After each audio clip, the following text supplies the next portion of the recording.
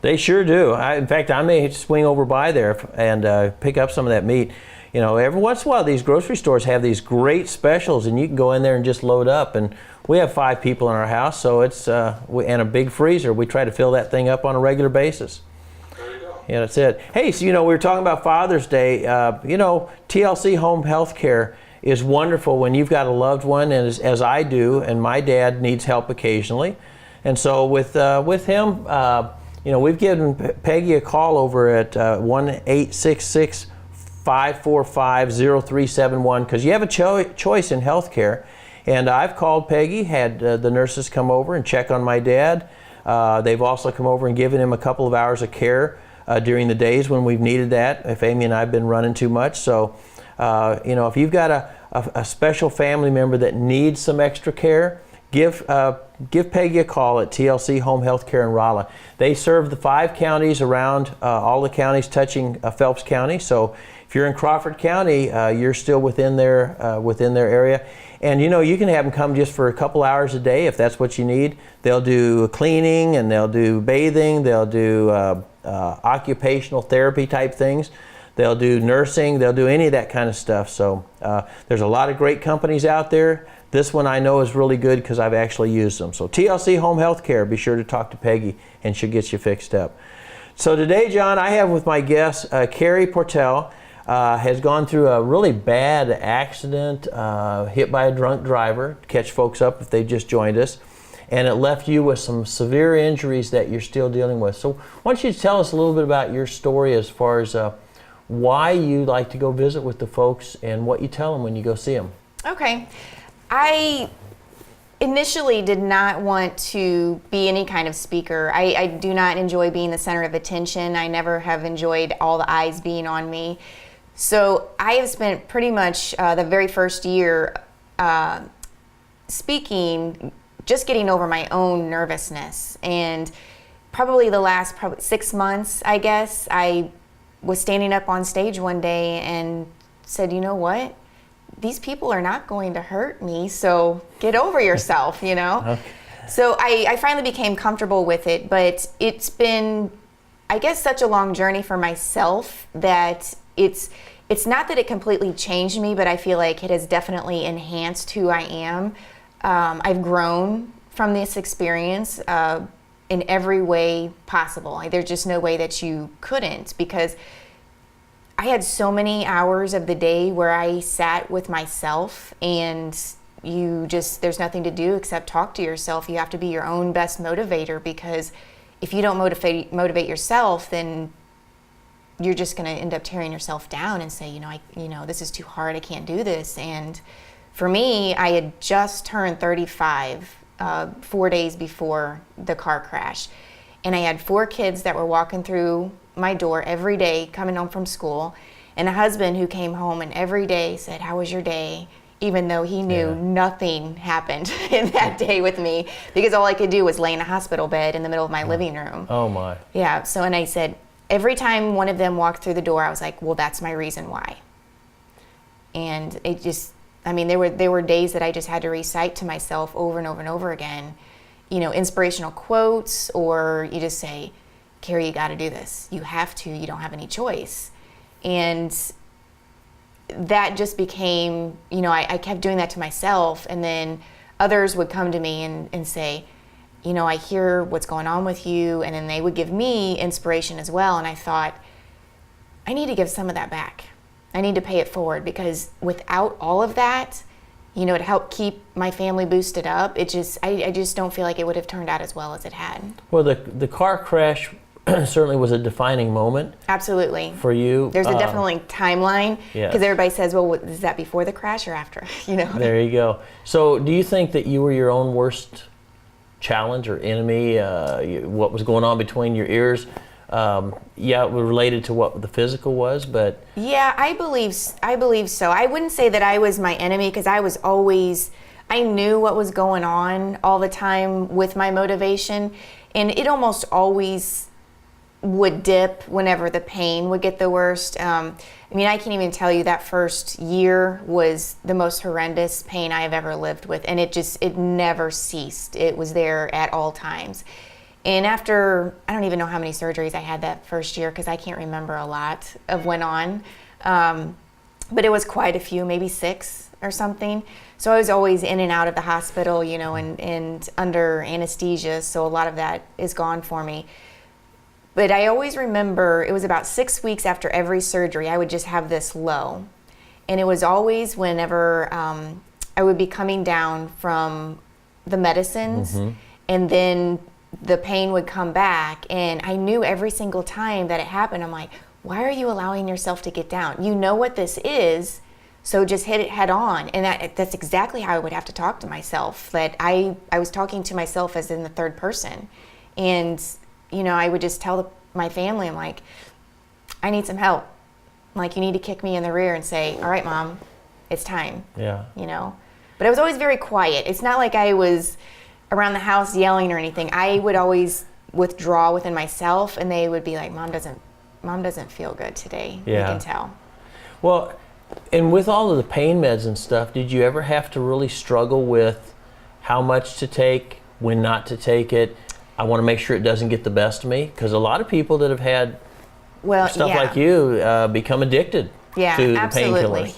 I actually came home on 6 pain medicines from the hospital, and my husband told me that the surgeon said, even with all of that medicine, your wife is still going to be in pain. We're just going to hope that she doesn't remember most of it. So there's a lot of it is gone out of my memory. The really bad ones come through pretty strong, but my family is the one I feel sorry for, I guess, because there is nothing that clouded their memory. They remember every single moment of me laying in our living room for so many months, years, I guess, recovering, that they had to see me go through that every single time and just feel absolutely miserable. Yeah. But I worked in the healthcare before for about 9 years, so I'd seen many patients come in addicted to pain medicine. They had very legitimate problems, but they had become addicted. And in my mind, I was being very proactive. I was, as soon as I can get off this stuff, I'm going to decrease it. You know, I'm going to get off of it. And fortunately for myself, pain medicine makes me very ill. And it was tearing up my stomach, and I couldn't eat. Honestly, I couldn't even remember if I ate that day anyway because of how much I was on.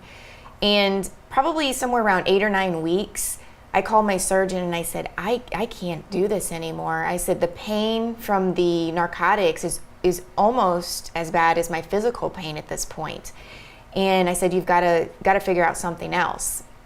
And with me knowing about the whole withdrawal system, in my mind I was like, I'm not addicted, I don't want this pain medicine. I was being proactive. And as soon as I stopped those top 2 pain medicines, which I think was OxyContin and Percocet, I mean, that's ridiculous to take both those at once, but that's what they had me on because it was so terrible.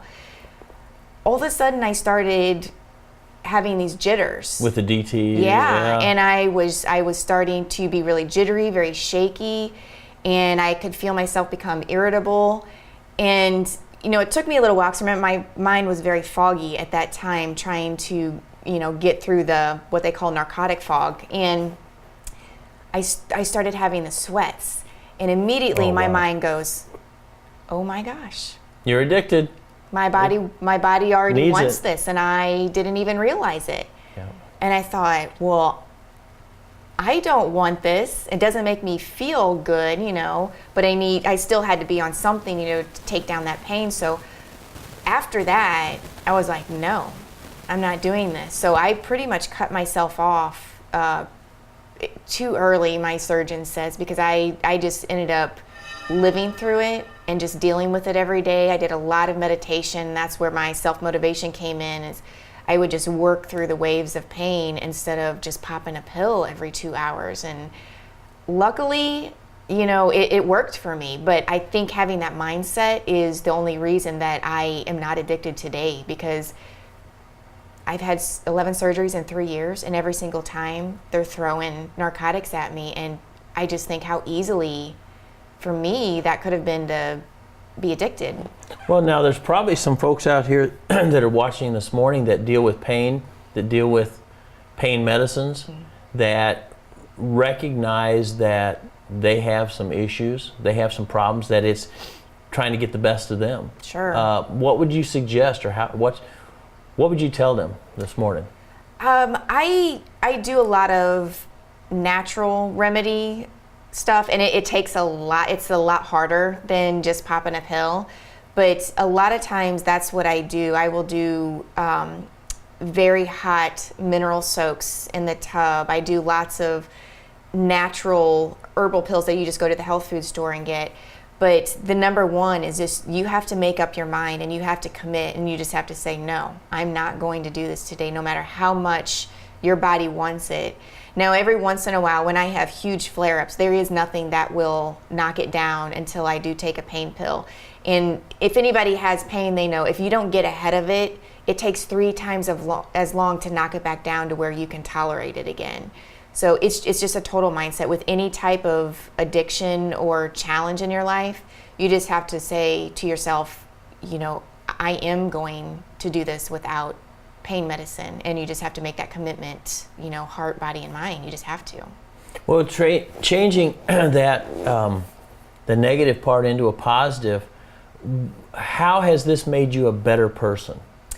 I am pretty lucky that, you know, I was 35 years old when this happened, and my husband and I were having to change our lives to a point where he was doing things for me at 35 that we didn't have to think about until maybe like we were very elderly, you know, just by, you know, changing my clothes, helping me in the bathtub. I couldn't roll myself out of bed every day, so he'd give me a big old heave, you know, to get out of there.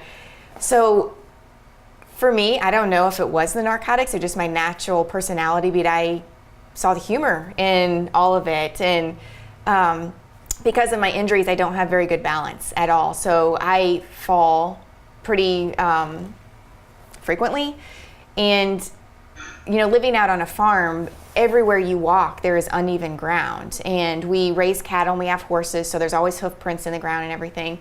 And fortunately, most of the time I'm alone when this happens, but working on the farm, safety is always an issue. So I always have to be very conscious of where I'm walking, how close to the cattle that I'm walking, and, you know, winter, summer, you know, if it's muddy or if it's, you know, wet, snow, that kind of thing outside. So for me, I'll trip and I'll look up at the cows and I'm like, did you see that? You know, they just sit there and chew their cud and stare at me like, yeah, we saw it. And, you know, if we could laugh, we could. But a couple times, yeah, I have fallen in front of people. And of course, they're just, I mean, beside themselves. And I'm sitting down there laughing and I'm like, it's okay. It's okay. I've been hurt the worst I could possibly be hurt. So falling 3 feet to the ground it's going to be all right, you know. And I'm like, it's okay. You know, we just have fun with it. Well, that's neat. I know one of the people that was really wanting me to visit with you is one of our sponsors, Angie Parrott, yes, with By Design Media. And I know that she is so good with her internet services and being able to put people on social media, help them with their Twitter and help them with their Facebook and help them with all of the different social media platforms. And I know she helps you, I think, doesn't she? She does, she yes. does some things with you. Yes. And she does ours. And so I know as far as business goes, folks, if you need to figure out how to get your business into the social media avenue, you get a hold of Angie Parrott, By Design Media, 417-252-4454. If you don't remember that, you just get a hold of the station. We'll make sure that we can get that information to her. But if you just put By Design, search By Design Media on the internet, you'll end up at her website. She will take care of you and get you going. And then, of course, I know we always have beautiful plants.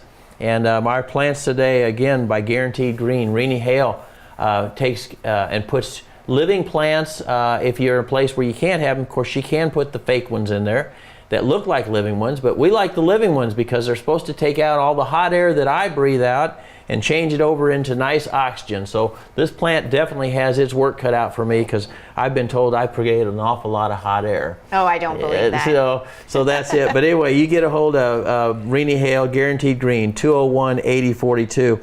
And of course, you know, Father's Day's coming. Don't forget that Paul's Furniture that they've got, you know, $3.99 or more, you get $100 off on that. They also have BOGOs, buy one, get one on pillows, and They've got some other things out there, but South 63 out of Rolla, all you have to do is swing by there and take a look at their huge selection of all the cool stuff they have. So we appreciate all of our sponsors that we have. And again, TLC Home Health Care, they really are good. Did you have home health care when you were at home? I did. Just a little bit, because my family rallied around us and took care of us. But there's a lot of folks that don't have family that are able to do that, especially if, you know, if you're elderly yourself and you're trying to take care of somebody that's older. Right, you need and that I live extra way help. out in the country, and they made no bones about traveling out to see me. That's neat. That's neat. So you've learned to laugh at yourself. Yes, absolutely. Accept your limitations, which you know, you shouldn't have to have, but you have. I would imagine there's a humbleness or a humility. Oh, every day that I open my eyelids is a day that I'm humbled. Yeah, you know, because your kids and your husband shouldn't have to take care of you when you're 35, 36 years old. Right. You're the mom, you're taking care of everybody else. Yeah. And roles changed. And so being able to accept that, not be angry about it, but just accept it. Right. And then, of course, always dealing with that, the pain versus the medication versus the over-medication and all those things. Right, none of that stuff ever goes away for me. So it's every day is always a challenge. You know, but just having the humor of the situation, if you don't laugh at it, the alternative, honestly, is just sad. Yeah. So why not have a little poke at mom? There we go. So what does the future hold for you as far as business opportunities or things like that? I know you're baling hay, but that's because you do that. It's not your horses and your cattle. But what do you want to do over the next 5 years?